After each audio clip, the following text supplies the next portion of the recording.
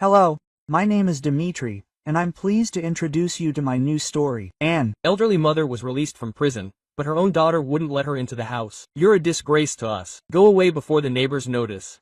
Quote. Those words, thrown in her face, hurt more than 2 years behind bars. But when her daughter came to apply for a job 6 months later, a surprise awaited her that would change her whole life. Vera Kozlova slowly walked down the familiar street, clutching her worn duffel bag tightly in her hand.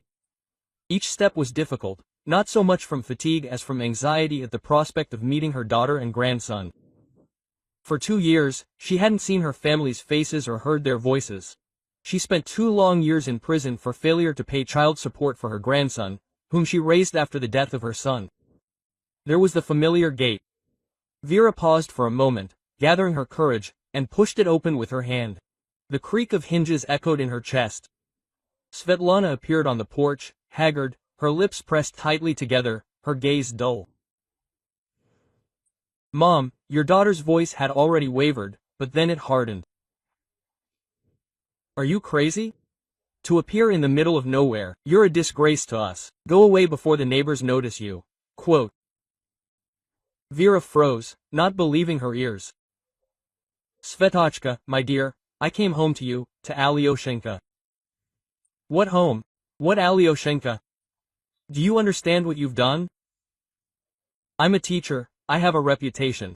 And you? Quote. Svetlana glanced around nervously. "Leave immediately.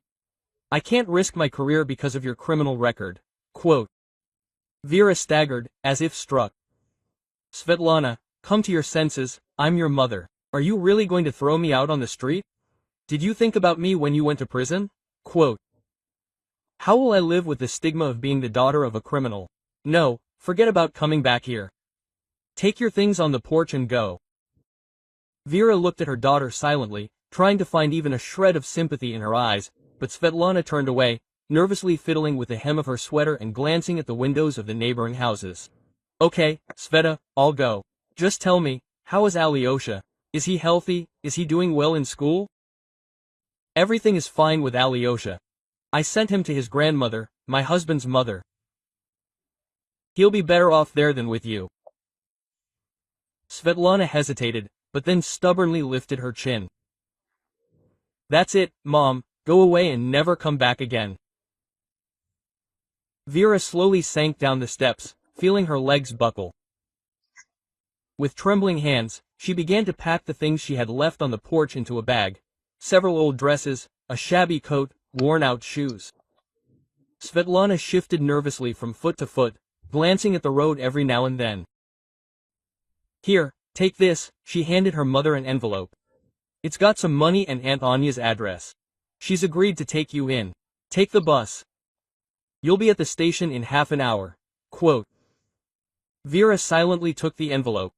She wanted to scream, to beg her daughter to come to her senses, but she knew it was futile. Something had broken between them irrevocably over the past 2 years. "Goodbye, Svetochka, take care of yourself and Alyosha," Vera said quietly, rising from the steps. She slowly walked toward the gate, dragging her now heavy bag with difficulty. Just as she reached the exit, Vera turned around. Svetlana was still standing on the porch, hugging herself. For a moment, their gazes met, and Vera thought she saw a flicker of regret in her daughter's eyes. But Svetlana immediately turned away and disappeared through the door. Vera went outside and wandered toward the bus stop. Familiar houses, trees, benches. Everything seemed alien and hostile. As if she had returned not home, but to some unfamiliar city. The bus stop was empty. Vera sank heavily onto a bench, pulled a worn handkerchief from her pocket, and pressed it to her eyes. Her shoulders shook with silent sobs.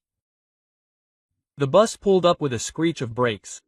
Vera rose with difficulty, wiping away tears. "Where are we going, Granny?" the young driver asked cheerfully.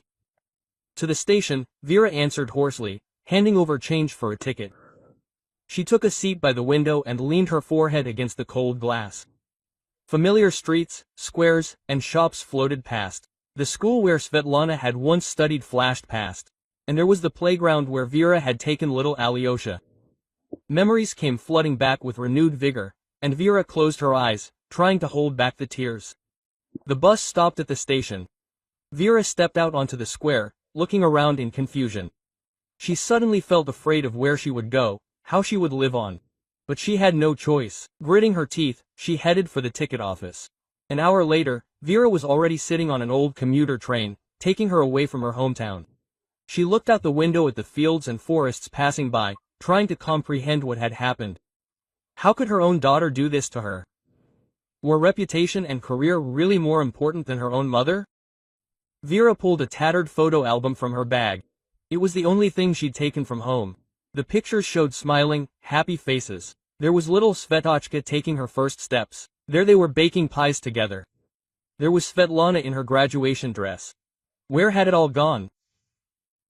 When their family began to fall apart, the train rumbled over the rails, carrying Vera further and further from her old life. Ahead lay the unknown. A strange city. A strange house, strange people.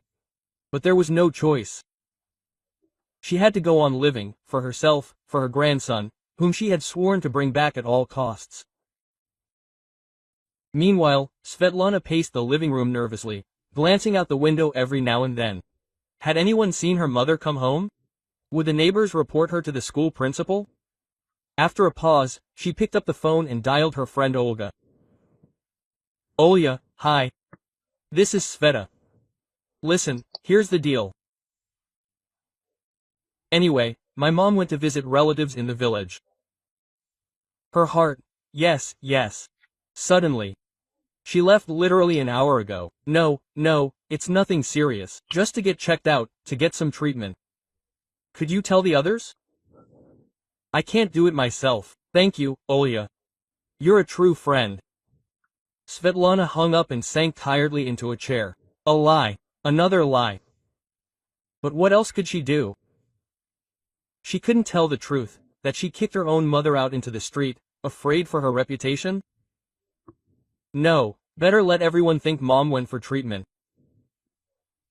It will be easier for both her and Alyosha. Svetlana's gaze fell on the photograph on the mantelpiece. She with her mother and little Alyosha at the dacha. Everyone was smiling, happy and carefree. Svetlana turned away abruptly, brushing away a tear. No, she had done the right thing. For her son, for her future. The past must be left in the past. 6 months had passed since Svetlana slammed the door in her mother's face. Asia's life seemed to have returned to normal. Alyosha was still living with his grandmother. Svetlana threw herself into her work, trying not to think about that day and her actions. But a worm of doubt gnawed at her increasingly, especially at night, when she lay awake, remembering her mother's confused face at the gate. One morning, the school principal, Anna Petrovna, called Svetlana into her office. Svetlana Igorovna, I have news for you. There's a vacancy for a deputy principal at our school. I was thinking you might apply. Quote. Svetlana froze, not believing her ears. The position of deputy principal is on a whole new level. The salary and the prestige. Anna Petrovna, are you serious? But there are more experienced candidates. Come on, Svetlana Igorovna, you're a wonderful teacher. The children adore you, your colleagues respect you. Plus, I think you have excellent organizational skills. You're perfect for this position. Svetlana left the principal's office elated. Here was her chance. Finally, her life was getting better. She'd be able to take Alyosha away from her mother-in-law and rent a bigger apartment. All day, Svetlana fluttered around the school, smiling at everyone she met. The students exchanged surprised glances. They hadn't seen their teacher so happy in a long time. After class, Svetlana lingered in the staff room, filling out the necessary paperwork for the competition. Svetochka, why are you so happy? Olga Nikolaevna, the math teacher, asked. Oh, Olga Nikolaevna, can you believe I've been nominated for the position of vice principal? Anna Petrovna herself had suggested it. What luck! And what about Maria Stepanovna? She had her sights set on this position too. Svetlana's smile faded slightly. Indeed, Maria Stepanovna had worked at the school for a long time and was probably counting on a promotion, but Svetlana immediately pushed those thoughts aside. After all, it was a fair competition. May the best man win. That evening, when she returned home, the first thing Svetlana did was call her mother-in-law. Nina Mikhailovna, good evening. How's my Alyosha? Hello, Sveta. Yes, everything is fine, don't worry. We went for a walk in the park today, did our homework. Nina Mikhailovna is watching cartoons right now. I have great news. I've been promoted to vice principal at the school. If everything works out, I'll be able to take Alyosha with me. We'll have the opportunity to rent a bigger apartment. There was silence on the line. Nina Mikhailovna, can you hear me? Yes, Sveta, I hear you. This is good news, of course, but, maybe we shouldn't rush. Alyosha is doing well here, he's already gotten used to it. And you're calmer too, working without distractions. Svetlana frowned. Was it her imagination, or did she hear a note of displeasure in her mother-in-law's voice? Nina Mikhailovna, I'm very grateful to you for your help, but Alyosha is my son. Morrison, and I want him to live with me.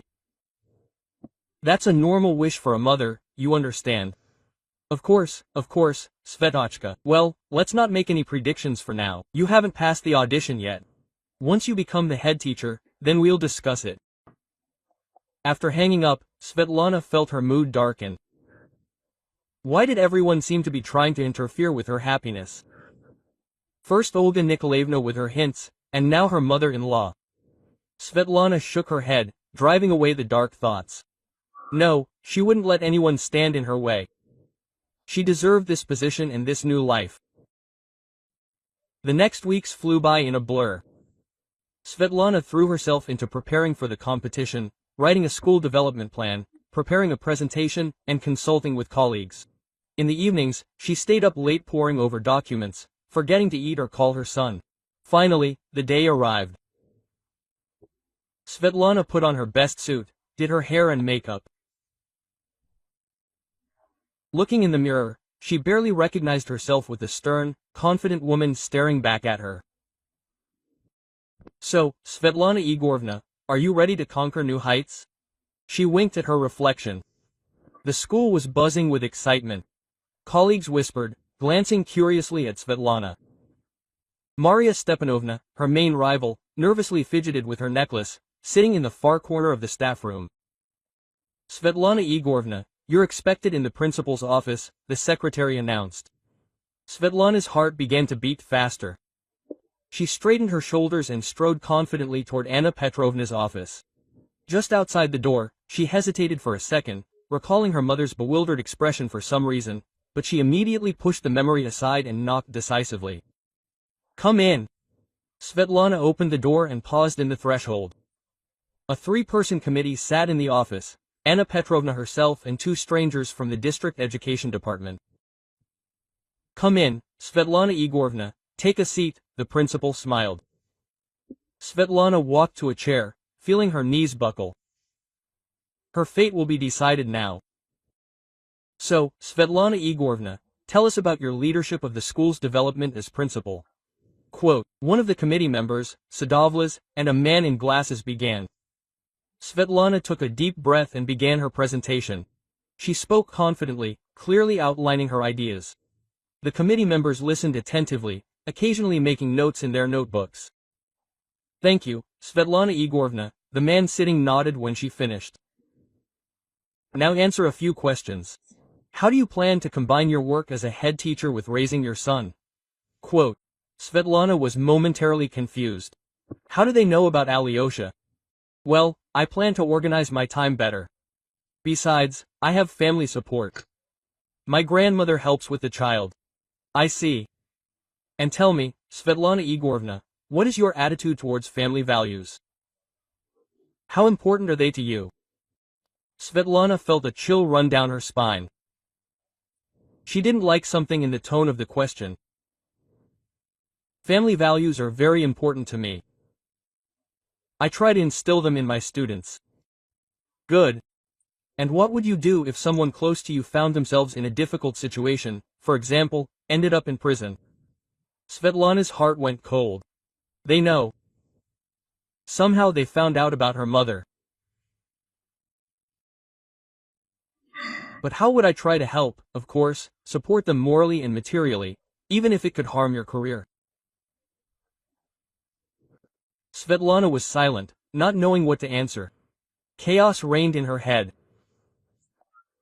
Well, Svetlana Igorovna, thank you for your answers, Anna Petrovna intervened, clearly sensing the tension. We will inform you of the results of the competition shortly. Svetlana left the office on wobbly legs. What was that? How did these people find out about her mother? And most importantly, how would this affect the results of the competition? In the evening, the phone rang. Svetlana grabbed the phone, hoping to hear Anna Petrovna's voice with good news. But it was her mother-in-law. Sveta, here's the thing. Anyway, Alyosha asks to go home, says he misses him. Maybe you can take him for the weekend? Svetlana was silent, confused. Now, when her fate was being decided, she had no time for her son. But she couldn't say it out loud.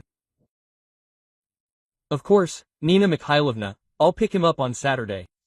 Hanging up, Svetlana she sank onto the sofa and covered her face with her hands. Something told her. Her perfectly constructed world was about to collapse. And she herself had laid the foundation for its destruction 6 months ago, slamming the door in her mother's face. Like this video so YouTube knows you're interested in video stories like this and recommends more high-quality stories. The morning was overcast and chilly. Svetlana stood in front of the mirror, critically examining her formal suit. Today would decide her fate. An interview for the position of vice principal. She nervously straightened her jacket and took a deep breath, trying to calm the trembling in her hands. Pull yourself together, Svetlana Igorovna, you've been preparing for this day. You deserve this position, she whispered to her reflection. Leaving the house, Svetlana shivered from the cold wind. It seemed as if nature itself was warning her about something, but she brushed these thoughts aside and resolutely walked to the school. At the entrance, Olga Nikolaevna, her math teacher, intercepted her. Quote, Svetochka, good luck to you. We are all rooting for you, her colleagues smiled. Thank you, Olga Nikolaevna. I will try not to let you down, Svetlana nodded, feeling a lump rise in her throat. An unusual excitement reigned in the teacher's room. Colleagues whispered, casting curious glances at Svetlana. Maria Stepanovna, her main rival, sat in the corner with a stony face, nervously fiddling with her pen. Quote, Svetlana Igorovna, they're waiting for you in the principal's office, the secretary announced, poking her head into the staff room. Svetlana took a deep breath and straightened her shoulders. It's time. She slowly walked toward Anna Petrovna's office, feeling the gaze of her colleagues. Right at the door, she hesitated for a moment. Her mother's face suddenly flashed in her mind, confused and hurt. Svetlana shook her head, driving away the uninvited memories.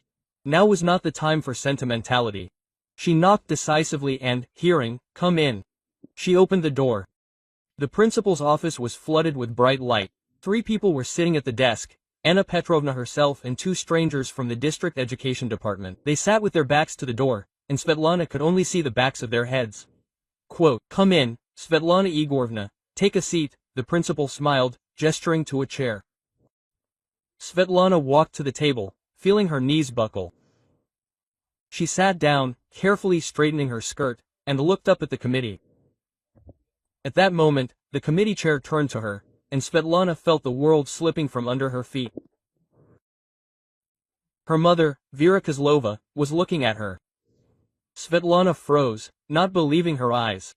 This was some kind of mistake, a ridiculous joke, but no. Sitting before her was indeed her mother, the one she had kicked out of the house 6 months ago. Vera looked completely different. A formal suit, a neat hairstyle, a confident gaze. Nothing in common with the confused woman at the gate. Quote, good afternoon, Svetlana Igorovna, Vera said formally. I am Vera Nikolaevna Kozlova, an inspector with the district education department. We will consider your candidacy for the position of deputy principal. Svetlana sat there, frozen. One question swirled around in her head. How did mother end up here, in this position? Svetlana Igorovna, are you ready to begin? Anna Petrovna's voice brought her out of her stupor. Yes, yes, of course. Svetlana struggled to keep her voice from shaking. Quote, so, tell us about your leadership of the school's development as vice principal. The second member of the committee, a gray-haired man with glasses, began. Svetlana took a deep breath and began her presentation. She spoke as if on autopilot, never taking her eyes off her mother. Vera sat with an inscrutable face, scribbling notes in her notebook. Quote, thank you, Svetlana Igorovna, the other man nodded when she finished. Now answer a few questions. How do you plan to combine your work as vice principal with raising your son? Svetlana was momentarily at a loss. How do they know about Alyosha? Well, I plan to manage my time better. Besides, I have family support. The grandmother is helping with the child. She paused, catching the mother's eye. I see. And tell me, Svetlana Igorovna, what is your view on family values? How important are they to you? Vera asked this question, and Svetlana heard a subtle hint of irony in her voice. Family values are very important to me. I try to instill them in my students. Svetlana felt a chill run down her spine. Good. And what would you do if someone close to you found themselves in a difficult situation, for example, ended up in prison? Vera looked straight into her daughter's eyes, and Svetlana understood. Mother knows about her lies to her colleagues. I would try to help, of course, support them morally and financially. Svetlana felt her face flush. Even if it could harm your career. Vera's voice was challenging. Svetlana was silent, unsure of what to say. Chaos reigned in her head. She felt the puzzled glances of Anna Petrovna and the second member of the committee. Quote, well, Svetlana Igorovna, thank you for your answers, the director interjected, clearly sensing the tension. Does the committee have any more questions? Vera shook her head. No, I think we've received enough information. Svetlana Igorovna, you can go. You'll be informed of the competition results later. Svetlana stood unsteadily. She felt her knees shaking. Right at the door, she turned around. Her mother watched her with an unreadable expression. Out in the hallway, Svetlana leaned against the wall, trying to control her dizziness. What was that? How did her mother end up on the committee? And most importantly, what would happen now? Svetlana Igorovna, are you okay? Olga Nikolaevna approached her. How did the interview go? Svetlana had difficulty focusing her gaze on her colleague. Everything is fine. Excuse me, I need to. She walked quickly toward the exit, feeling tears welling up.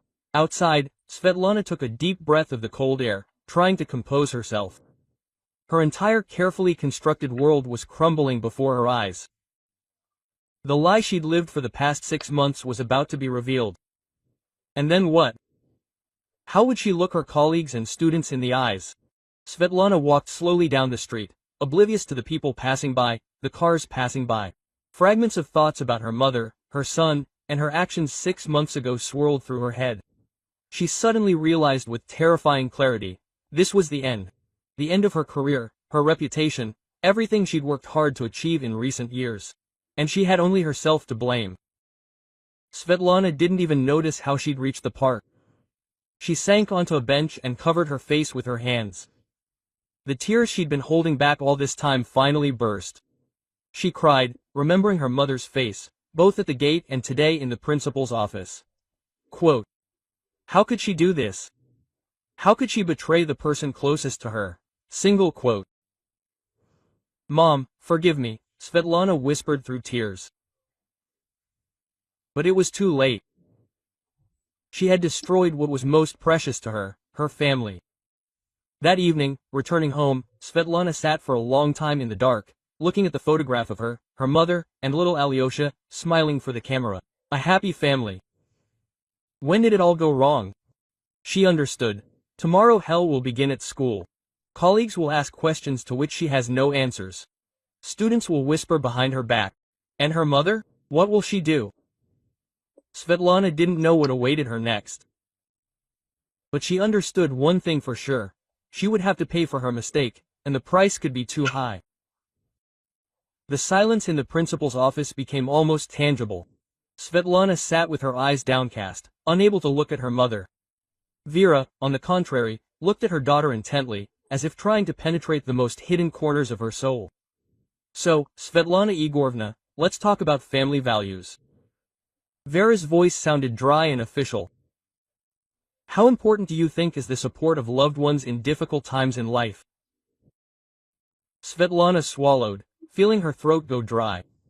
Of course, it is very important. Family is support in any situation. Interesting. Vera made a note in her notebook. And what would you do if one of your relatives found themselves in a difficult situation, for example, lost their job or ended up in prison? Svetlana felt her face flush. She understood what her mother was getting at, but she couldn't admit her actions to her colleagues. I would try to help in every possible way, morally and financially. Her voice trembled, betraying uncertainty. Anna Petrovna and the second member of the commission exchanged glances, clearly sensing the tension between the candidate and the chairperson. Have you ever found yourself in a situation where you had to support a loved one, despite the possible damage to your reputation? Vera looked straight into her daughter's eyes, and Svetlana understood. Her mother was giving her a chance to confess. Svetlana hesitated, not knowing how to get out of it. My mother is sick now. I'm caring for her from a distance. Vera winced slightly, but immediately pulled herself together. A distance is an interesting approach to caring for a sick person. And how long has your mother been ill? 6 months, she nominated Svetlana, feeling a cold sweat run down her back. Quote, 6 months. Vera repeated thoughtfully. And all this time you've taken care of her. Impressive from a distance. Anna Petrovna frowned, clearly not understanding where the conversation was heading. Vera Nikolaevna, can we move on to professional matters? Absolutely, Anna Petrovna, but let me finish. Svetlana Igorovna, I have your reference in hand. It says here that you possess high moral character. Do you agree with this assessment? Svetlana was silent, unable to utter a word. She felt her entire carefully constructed world crumble. Quote, I'll read it. Vera opened the folder. Svetlana Igorovna has proven herself to be a responsible teacher, is respected by colleagues and students, has high moral character, and is always ready to help. Every word hit Svetlana like a slap in the face. She remembered how she'd kicked her mother out, how she'd lied to her colleagues. What high moral character could there be? Quote, Well, I think we have got enough information. Vera slammed the folder shut. I'm declaring a 15-minute break. Svetlana Igorovna, you can wait in the hallway. Quote. Svetlana stood unsteadily and headed for the door. Right at the exit, she turned around. Her mother watched her go with an unreadable expression. In the hallway, Svetlana was surrounded by colleagues. So, how did it go? Olga Nikolaevna peered into her face with curiosity. Fine. Svetlana forced a smile. Excuse me, I need to go to the teacher's room. She walked quickly down the hallway, feeling tears welling up.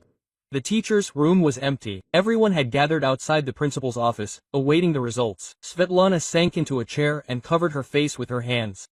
What would happen now? Her mother would expose her lie, and then she didn't even want to think about the consequences.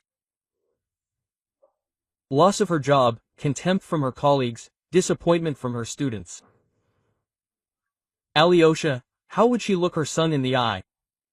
The door to the teacher's room creaked. Svetlana raised her head and saw Maria Stepanovna, her main rival, for the position of head teacher.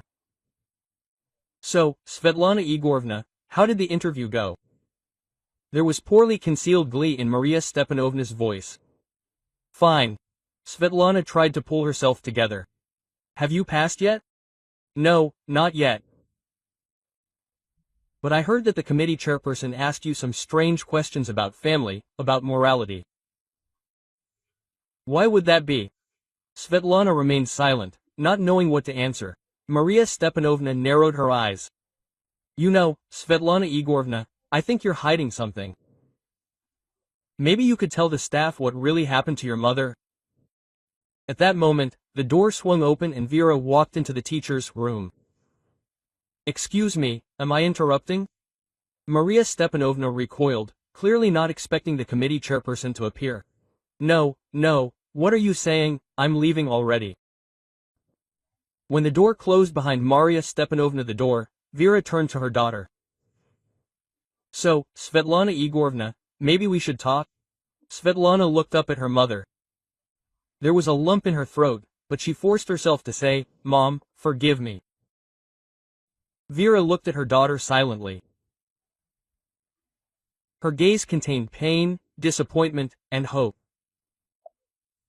You know, Sveta, I've thought a lot about you, about Alyosha, about our family over the past 6 months, and do you know what conclusion I've come to? You can't build happiness on lies and betrayal. Svetlana lowered her head, feeling tears streaming down her cheeks. I know, Mom. I ruined everything. But what should I do now? Vera came closer and put her hand on her daughter's shoulder. Start with the truth, Sveta. Tell everything as it is. Both to my colleagues and to Alyosha. Yes, it will be difficult, but this is the only way to fix everything. And can you forgive me? Svetlana looked up at her mother. Vera sighed. I already forgave, my daughter. But whether you can forgive yourself is another matter. Footsteps and voices were heard in the hallway. Break was ending. The committee was returning to the principal's office. Time to go back. Vera headed for the door. Are you ready to hear the committee's decision? Svetlana stood up, straightening her shoulders. Ready, Mom. Whatever it is. They walked out into the hallway, where they were met by the curious glances of their colleagues. Svetlana took a deep breath, realizing, her fate will be decided now, but no matter what happens next, she will no longer hide behind lies. It's time to face the truth. If you like this story, subscribe to the channel so you don't miss new videos. Quote. The principal's office filled with the hum of voices when the committee returned from break. Svetlana sat with her back straight, but inside she was clenching with fear and uncertainty. Vera took her place at the head of the table, her face inscrutable. So, colleagues, we are ready to announce the committee's decision. Vera glanced around at everyone present. After carefully reviewing Svetlana Igorovna's candidacy, we concluded that she was unsuitable for the position of vice principal at this school. Silence fell over the room. Svetlana felt the world slipping beneath her. She'd expected it, but hearing the verdict out loud was unbearably painful. Excuse me, but on what grounds? Anna Petrovna, the school principal, looked shocked. Svetlana Igorovna is an excellent teacher with an impeccable reputation. Vera opened the folder in front of her. Unfortunately, we've discovered evidence that points to the candidate's lack of moral stability. Svetlana clenched her fists under the table. She knew her mother was telling the truth, but that didn't make things any easier. What exactly? Olga Nikolaevna's voice was filled with disbelief. We all know Svetlana Igorovna to be an honest and decent person. Vera looked directly at Svetlana. Perhaps you could tell your colleagues the truth yourself, Svetlana Igorovna? A tense silence fell over the office. All eyes turned to Svetlana. She felt a cold sweat trickle down her back. I lied to you all. Her voice trembled, but Svetlana forced herself to continue. My mother didn't go away for treatment. She was in prison, and I kicked her out of the house when she returned. Her colleagues gasped. Anna Petrovna turned pale, and Olga Nikolaevna covered her mouth with her hand. But why, Sveta? The director looked at her with bewilderment and pain. Why didn't you tell us the truth? Svetlana lowered her head. I was afraid that you would judge me, that it would damage my career. I thought only of myself, of my reputation, and I betrayed the person closest to me. Silence reigned in the office. Svetlana felt the gazes of her colleagues on her, surprised, disappointed, sympathetic. Well, I suppose everything is clear now. Vera slammed the folder shut. The committee believes that a person capable of such an act cannot hold a leadership position in an educational institution. Anna Petrovna tried to object, but, Vera Nikolaevna, maybe we should give Svetlana a chance? She admitted her mistake and repented. A rule is a rule. Anna Petrovna, Vera was adamant. We cannot make exceptions, even if we are talking about a talented teacher. Quote. Svetlana sat with her head down. She understood that she had lost not only the opportunity to become a voice, but also the respect of her colleagues and, possibly, her job. If those present have no more questions, I consider the committee meeting closed. Vera began to gather the papers. At that moment, Svetlana looked up and, for the first time in 6 months, said, "Mom." Everyone in the office froze. Vera froze with the folder in her hands, not taking her eyes off her daughter. "Mom," Svetlana repeated louder. "Forgive me, I was selfish. I betrayed you, but I want to make things right. Please, give me a chance." Quote. A deafening silence fell over the office. Svetlana's colleagues looked from her to Vera, finally understanding the true connection between the inspector and the teacher. Vera slowly lowered the folder onto the table. Her face softened, tears glistened in her eyes. "Svetochka, my daughter." Anna Petrovna was the first to break the silence. "So you are Svetlana's mother. How can this be?" Vera took a deep breath. "Yes, I am Svetlana's mother, and I am here not only as an inspector, but also as a person who was betrayed by the person closest to me." Svetlana jumped up from her chair.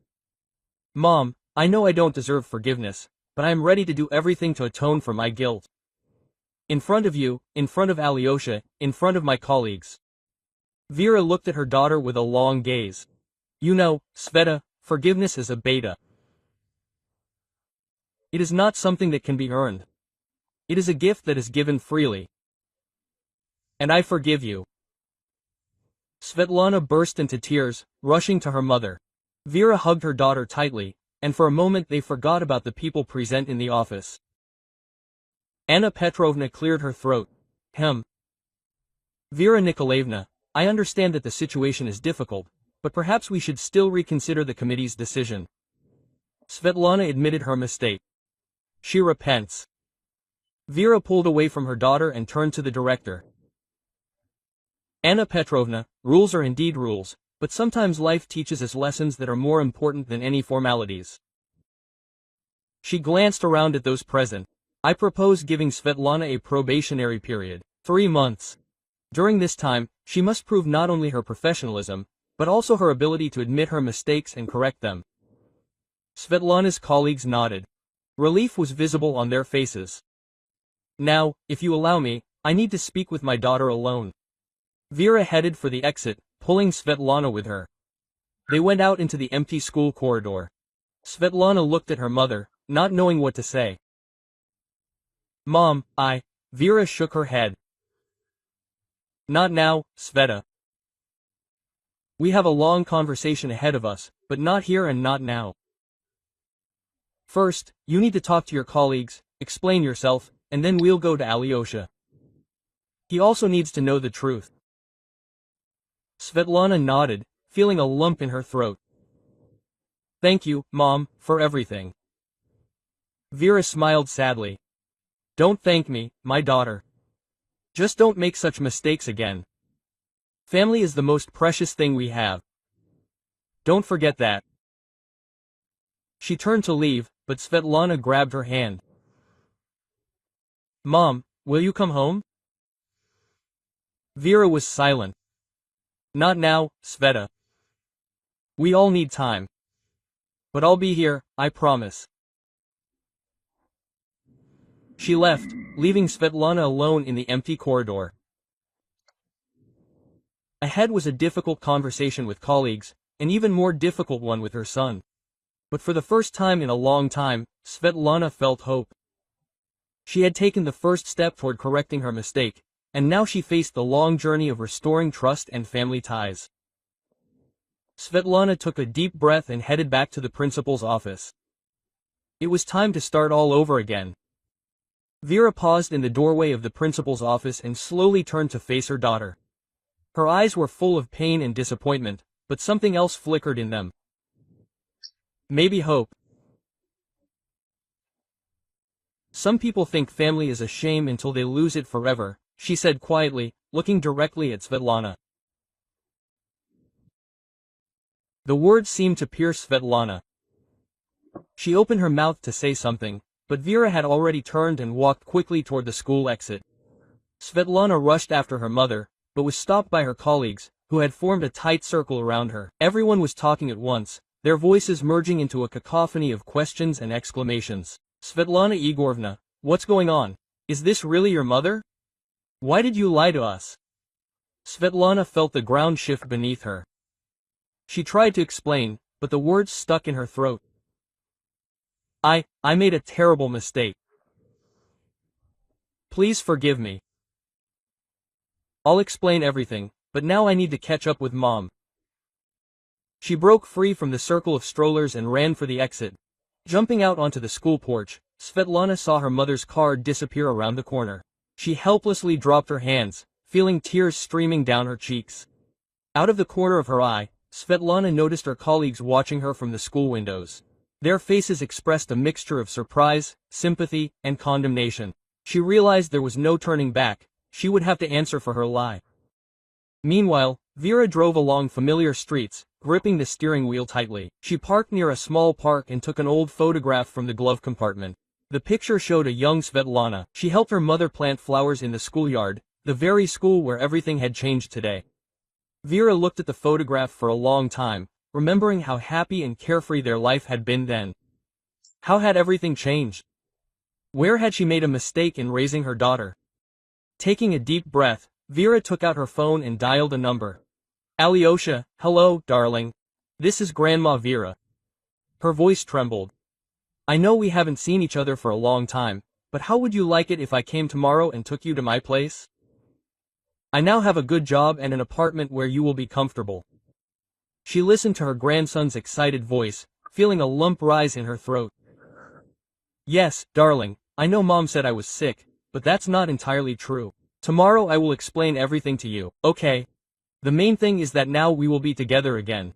Having finished the conversation, Vera leaned back in her seat and closed her eyes. She understood that there were still many difficulties ahead, but the first step had been taken. Now she needed to find the strength to forgive her daughter and start all over again. At this time, Svetlana returned to school. Her colleagues were waiting for her in the teacher's lounge, and it was clear from their faces that this would be a difficult conversation. Svetlana Igorovna, we are waiting for an explanation. Anna Petrovna spoke dryly and formally. Svetlana took a deep breath and began her story. She spoke of her fear of losing her job, of the shame of her mother's criminal record, of how lies had sucked her in like a quagmire.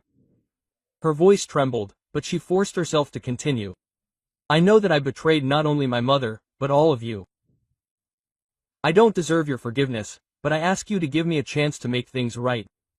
A heavy silence fell in the teacher's lounge. Her colleagues exchanged glances, unsure how to react to what they had heard. Finally, Olga Nikolaevna broke the silence. You know, Sveta, we all make mistakes, but not everyone has the strength to admit them and try to correct them. Personally, I am ready to give you this chance. Gradually, other teachers began to express their support. Some simply nodded, others came up and hugged Svetlana.